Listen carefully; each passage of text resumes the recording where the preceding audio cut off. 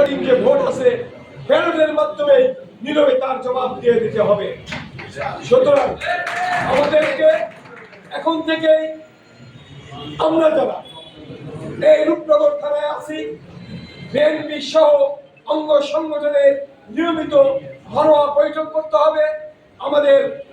এবং ওই ঘরোয়া বৈঠকে আমাদের যে ভুল ত্রুটিগুলি আছে সুতরাং সামনে কাঁধে কাঁধ মিলে এগিয়ে যেতে হবে।